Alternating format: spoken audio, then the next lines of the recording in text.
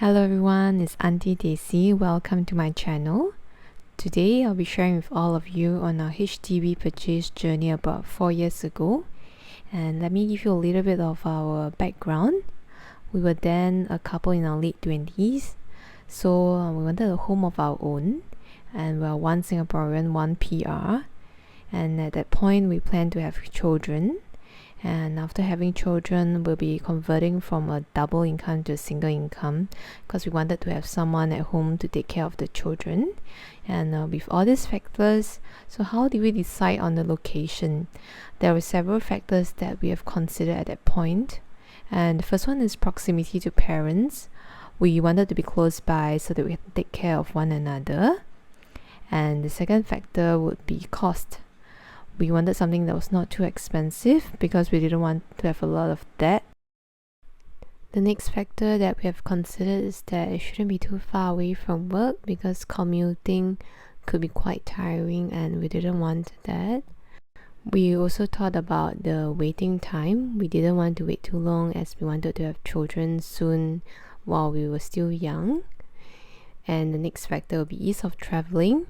It has to be easy to travel with public transport because we didn't have a car. And we also wanted to be close to the shops if possible so that it will be very convenient to buy things that we need. And in the end, we chose the West. Next up would be how did we decide to get a BTO, resale or sale of balance flat. We mainly considered two factors, which are cost and waiting time. And for BTO, the cost would be the lowest.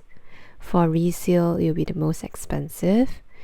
And for sale of balance, it will be somewhere in the middle, but it will be closer to the price of BTO.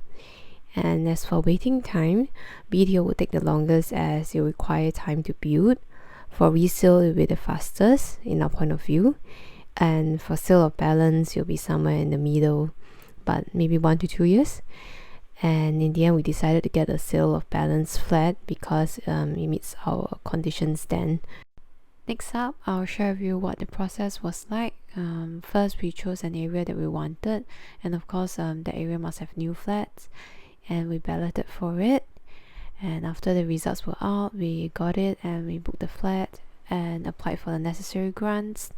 And we finally paid for it. So the whole process took about a year or so. And we finally got our keys and became a proud homeowner. And what flat did we buy? It was a 4-room flat in a non-mature estate. So, but we were lucky that there were other projects in the place and there were quite a lot of amenities.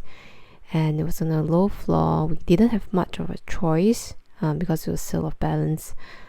And how much did we pay? So first we had a combination of CPF, cash, as well as grants given by the government. And the purchase price was $290,000. And we are now left with $74,000 to pay off. So we used quite a huge amount of our CPF and that will have an accrued interest issue, but that's to be discussed another day. There are several factors or issues to consider before you purchase a HDB, and the first one would be your cash and CPF. So you need to have sufficient to pay off 20% of your purchase price, and you need to be prepared for that so that you have enough money to pay once you are able to get your flat through balloting.